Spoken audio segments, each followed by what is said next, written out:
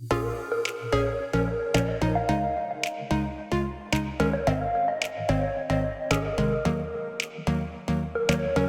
everybody, welcome to Japan Questions Answered.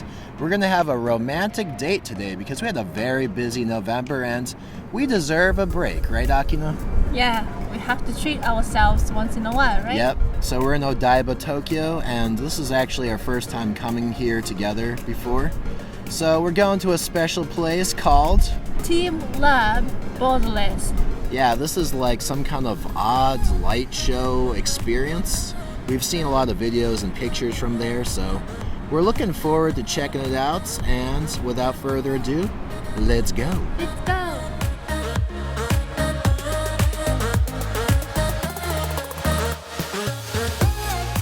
So we went into the room. I was so excited. Yeah, me too. We had pretty high expectations, and you got those tickets ahead of time, right, Akina? Yeah, because some blogs were recommending to book in advance because it might sell out. Yep, so we got that 3,600 yen per person, which is pretty steep actually. Yeah, I kind of thought that was expensive. Right, considering the price of, say, Disneyland or Disney Sea is about twice that much, so this would be half the price of Disneyland, which you can spend all day at, which has like really high-powered rides and stuff. Well, we thought this should be worth the money, right? Yeah, plus if you have 3,600 yen, then you can be full with good sushi with a beer or something like that. So that has to be this good, right? Yeah, it has to be pretty good, but once we walked in, we were a little bit surprised, and we had a sneaking suspicion that things were not going to be as good as we had hoped. I mean, the idea of the place when you walk in is it's a maze, you know, you kind of go in. There's no right way to walk, but you can walk around different areas and experience the place. It's kind of like discovering different rooms. And so there's no right way to go. You can spend hours there and you might not even see everything. But once we walked in, you saw those projections on the wall, and what'd you think, Akina? I was like, like, I thought I was kind of already disappointed, to be honest, if I'm really honest. Like, I thought that would be more vivid, you know, and more like realistic. Right. We saw all the videos and all the pictures on Instagram, which a lot of people post, and it looks very nice. Like, I think to the naked eye, you see a lot of the imperfections much more easily. But we got the impression that this was going to be a really like high technology light show. And actually it was, yeah, pretty rudimentary in a way. Yeah, like I kind of expected something like Avatar-ish thing, but like almost like a virtual reality thing.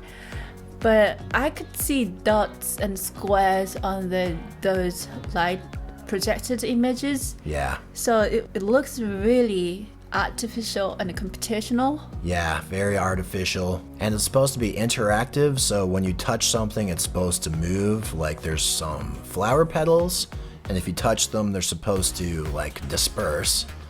But the actual reaction is very delayed. So if you touch something, it doesn't even really feel like there's any real interaction.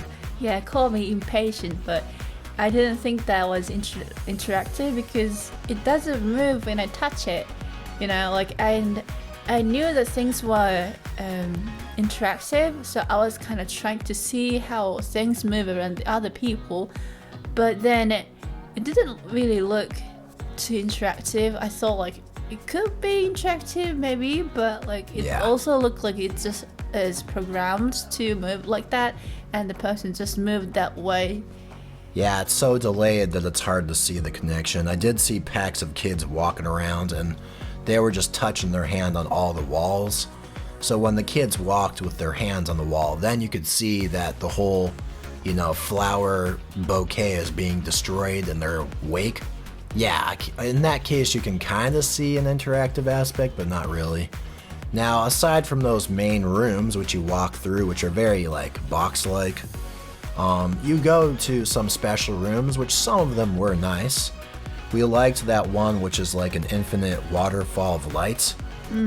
That's basically, they have mirrors on the ceiling and on the floor, which make the light reflect, so it looks like the lights are going like forever up and down. And that turns really bright and it changes colors and it goes dark. That had a cool effect. Yeah, when it goes like very bright, it was really nice. It kind of like even breathtaking for the first time. Yep.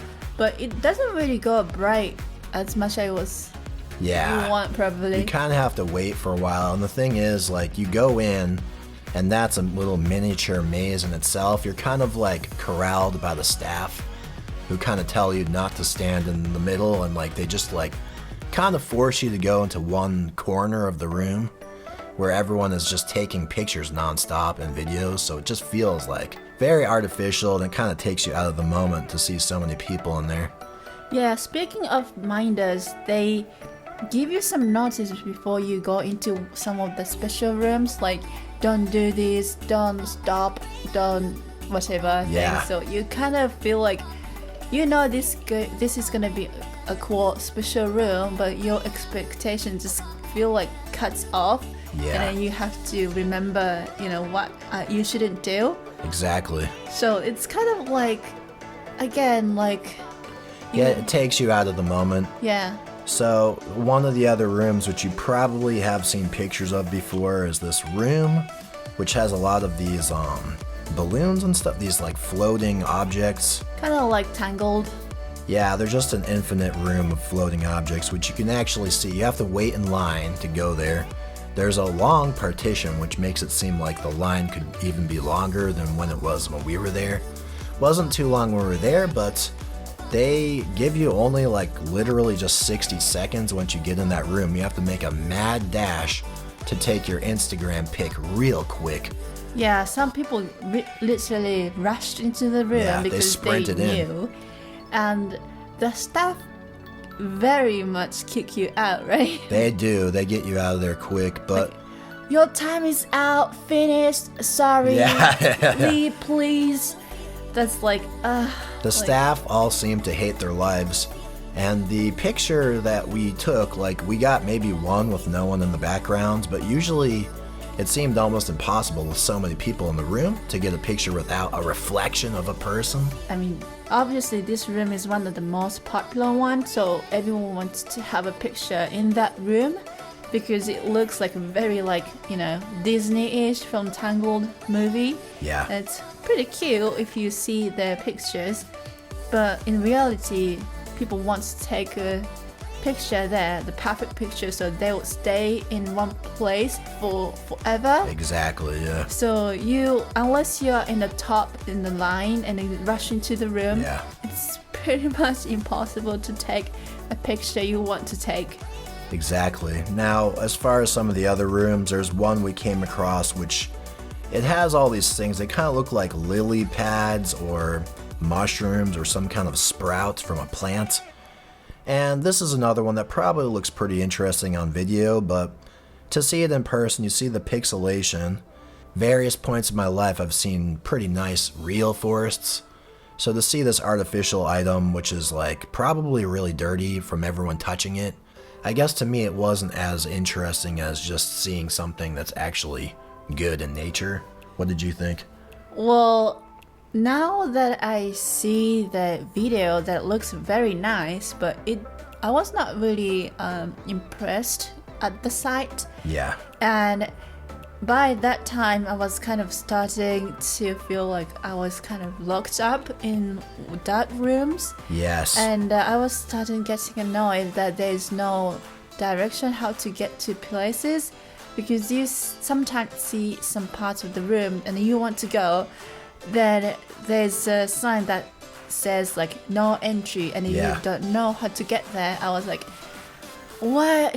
I can't go there. Yeah. How would I get there? Well, that is supposed to be a maze, but it was kind of making me annoyed because you don't know how to get there. Yeah. And lots of people are like, oh, we can't go in there? Like, how we go? And like that. So, I don't know. Maybe if you have lots of time and you're okay with being dark all the time and being locked up, then you might be able to enjoy it. But if you don't enjoy that kind of thing, that gets like worse and worse as time goes, I would say. I think the air is stuffy in there too. Yeah. It's one thing if it's fresh and it feels like refreshing or clean, but it felt the opposite. It was kind of warm, stuffy, stale air. Kind of dusty too? Dusty. There's a lot of people in there. If I'm in some kind of experience with just me and Akina and maybe a few other people, maybe it would be fun, but the fact that these rooms are jammed up with people, it's not very interesting to me to navigate through that. The lights do look good though, you know, there's a lot of cool looking things. We did some kind of trampoline that we jumped on. There's like a waterfall. There's a lot of things that are supposed to, I guess, impress you, but in general, most of it wasn't that impressive. I think one of our favorite parts was actually the tea room, which had a surprisingly few amount of people inside. Yeah, you actually have to pay extra to have tea, which was 500 yen for 1 cup. So I guess the reason that place was kind of empty was that people think that ticket is already expensive, so you don't want to pay extra. Yeah, but in a way it was good just to be able to get away from everyone and to be in a quiet room. There is some interactive aspect where they put the tea down and there's like a flower blooming inside the tea. It is very pixelated, so I mean, it's not impressive, but the fact that there was not many people and it was just kind of quiet in there actually was nice for me. Yeah, I was trying to see how they do it, and that was very interesting because it looks like it catches the water or something, or temperature, I don't know. Like, it starts blooming as soon as you put the cup on the table. That was probably the most interesting and the only interesting part of the place Yeah. for me. I think if that was just a standalone cafe or restaurant, I think it would do pretty well actually. But the tea itself was very good. It was some kind of matcha tea that I got. I would say that was nice, but obviously not worth going there just for that. So in general, you know, you probably see a lot of videos saying how great this place is and how, you know, it's a must-see or something. And there are 2 different spots. Like, we went to one, but there's another one in a different part of Tokyo. Toyosu? Toyosu? Yeah. Maybe that place is good. I don't know. But I would say in general, I assume it's relatively similar. There's some different rooms and stuff. I don't think it's worth going to. I think there's a lot more good things to do in Japan and Tokyo. Yeah, we don't really want to say anything negative usually, but we just didn't want to recommend something we didn't enjoy too much. Yeah. And there are so many videos and Instagram posts about these places that makes you want to visit. Exactly. But we just thought we'll just tell there are some people who might not enjoy this place, just as a caution. Yep, so in general, we don't think that it's worth going, but, you know, if that's your thing to take a picture or to just see something different, maybe it would be worth it for you. We didn't really like it. But I think we are not the only people who are not very excited about the place when you leave. This is because, you know, when you had the good experience in a theme park or something, you tend to go out the place or leave the place like very excited, talk about the experience, Yeah. like, did you see this? Oh, I like this part, kind of thing. Yeah. But I saw a group leaving the place totally quiet, no smile on the faces. Yeah. So I was like, is this gonna be like that when we leave? And we were like them too. Unless you're like really into Instagram to take good pictures, then the chances are that you will be probably annoyed with people, Yeah. the air and darkness, that you can see anything. So there are some people actually using smartphone lights, which shines into your eye and it blinds you. Yeah, they couldn't see where they could walk, so they had to use the cell phone light. I think if you did go there for taking pictures, you'd have to go on a weekday, and you'd have to go right when it opens. But yeah, I think if you're doing Instagram, you probably already know about all those tips and tricks. Anyway, speaking of Instagram, Akina and I just created a new Instagram account called Duo Travel Blog, so you best be going on over and following us over there. And as always, thanks for watching this video, everybody. Why don't you leave a comment? Let us know what you think. Thanks.